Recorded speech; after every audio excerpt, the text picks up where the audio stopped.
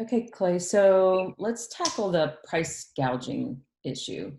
I saw, um, I remember when this first started, there was this article about this guy, and it showed him with his treasure trove of hand sanitizer. Literally, he was standing by it. He saw this coming. He bought it all up. He was trying to sell it on Amazon, and he got busted, and he ended up donating it.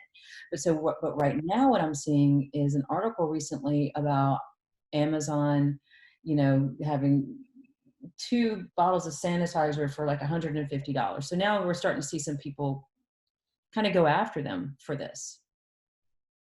Yeah, so that, I mean, it's really concerning just that there are people out there that are trying to do this, but there are bad people out in the world, and this does happen quite a bit. In fact, I believe in Georgetown, certainly these are allegations that were made, but during the previous two hurricane seasons, there was an individual going around selling sandbags for an exorbitant amount. And I saw that on in one of the Facebook groups for Pawleys Island or Georgetown Yep. about this guy who ultimately did get arrested by the sheriff's department, which is good. But it's really concerning that people think that's okay and want to do that. But the best resource for people who think they've been subjected to some sort of price gouging, or if you just see price gouging, it's really good for the public to report those things. The best resource in South Carolina that we have is the Attorney General's office.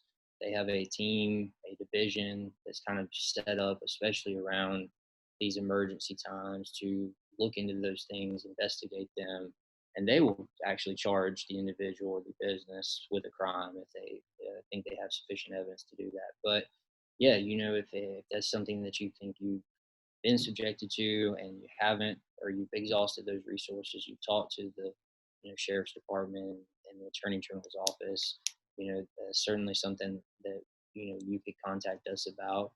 um, I will say generally the people who are doing those things are not individuals who have a lot of money to go after if you sue them. But sometimes just the principle, if you want to shut down those individuals and pursue something against them, you certainly can. You can always file a civil action against them and pursue that.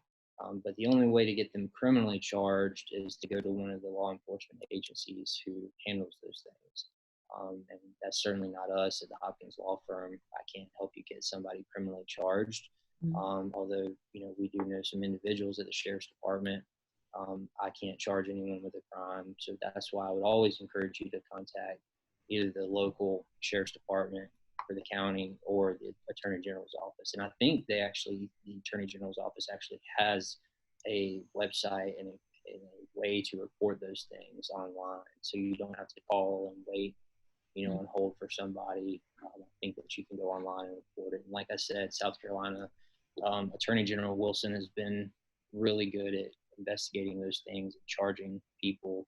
I think the last two storm seasons, they've released either information or like a public release when they got done about how many individuals they charged for the price gouging statute. So they're really good at doing that, and they have the resources to really investigate that.